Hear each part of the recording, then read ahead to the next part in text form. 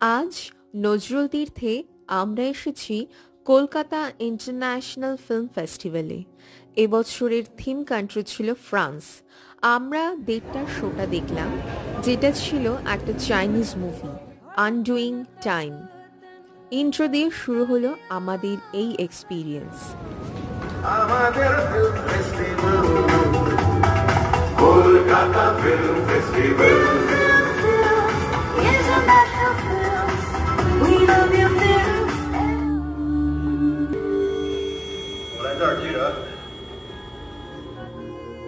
গল্পটা খুবই সুন্দর ছিল।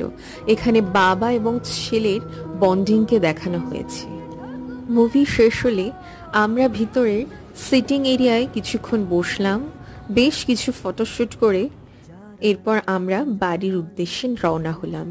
খুবই সুন্দর এই নজরুল তীর্থ।